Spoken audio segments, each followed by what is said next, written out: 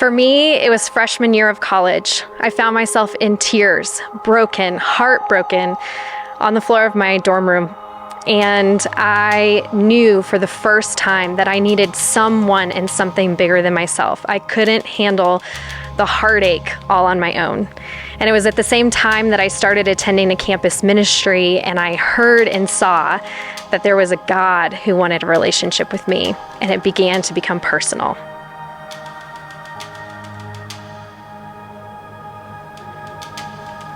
The first time that I pursued a personal relationship with the Lord was in Matanzas, Cuba, when I was rebaptized.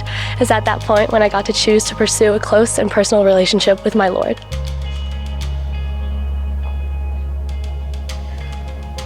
So as a kid, 8 years old, living, having a great life, Akron, Ohio, wonderful family, all of a sudden, parents sit me down, we're getting a divorce.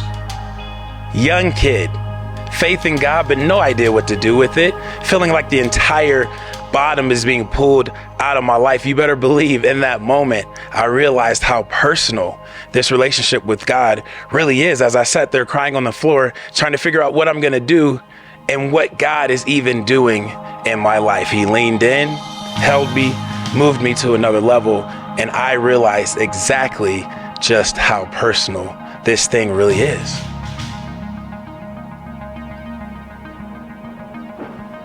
When I first encountered Jesus, I was at a Christian camp and we were worshiping, singing the song Reckless Love. And I remember at the time I was asking myself some tough questions and going through some tough situations. And I remember singing and hearing the Lord's voice and having this rush of love and comfort.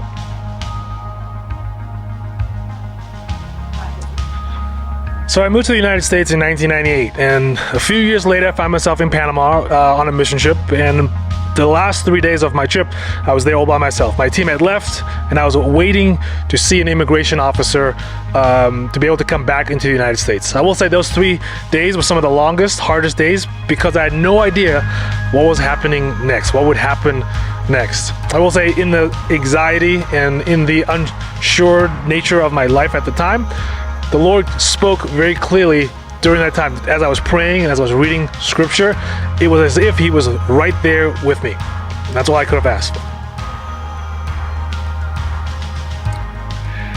Yeah, I was in a 24-hour prayer room in Chichester, England, fresh out of high school, and I was just at a broken state. I was questioning my beliefs, and there I was, praying, reading my Bible, praying for the community, and God met me there. And that's the only time in my whole life I can swear on everything that I heard His voice audibly.